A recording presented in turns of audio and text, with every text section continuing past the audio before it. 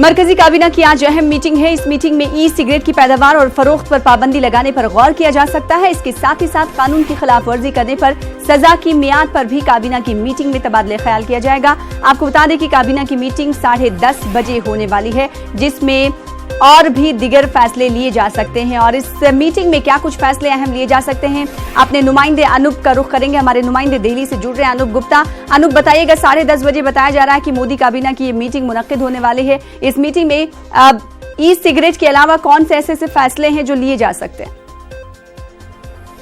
10:30 बजे प्रधानमंत्री आवास पर केंद्रीय कैबिनेट की बैठक होगी प्रधानमंत्री नरेंद्र मोदी की अध्यक्षता में। और जो आज की बैठक में एजेंडा है उसमें ई सिगरेट पर प्रतिबंध लगाना और उसको लेकर के एक ऑर्डिनेंस लाने का फैसला आज के कैबिनेट में किया जा सकता है। इसके अलावा सिंगल यूज प्लास्टिक को लेकर जिस तरीके से पूरे देश में एक घोषणा प्रधानमंत्री नरेंद्र मोदी ने की है इसको बंद करने का, उस पर आज कैबिनेट की बैठक में कोई बड़ा फैसला लिया जा सकता है कि किस तरीके से सिंगल यूज प्लास्टिक को बैन किया जाए। क्योंकि जो उद्योग है, उद्योग जगत काफ़ी असमंजस की स्थिति उनके सामने पैदा हो गई है कि सिंगल यूज प्लास्टिक को किस तरीके से बैन किया जाए, किस तरीके से सरकार आगे इस पर बढ़ना चाहती है।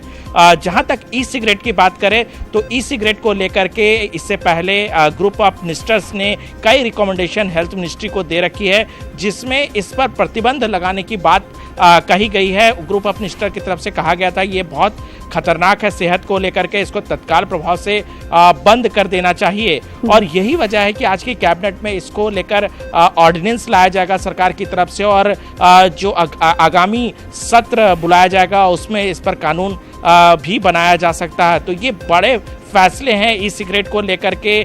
कड़ाई का रुख जो है वो सरकार की तरफ से हो सकता है। और सबसे बड़ी बात बता दूं कि इसमें जो ऑर्डिनेंस है उसमें बड़े कह सकते हैं कि फाइन जुर्माने की राशि रखी गई है। अगर पहली मर्तबा अगर कोई पकड़ा जाता है तो उसको 1 लाख रुपए तक के जुर्माने और 1 साल तक की कैद की सज़ा हो सकती है, और दूसरी बार अगर कोई पकड़ा जाता है तो 5 साल की सज़ा हो सकती है। यानी सख्त रुख सरकार की तरफ से ई सिगरेट को लेकर आज की बैठक में लिया जाएगा।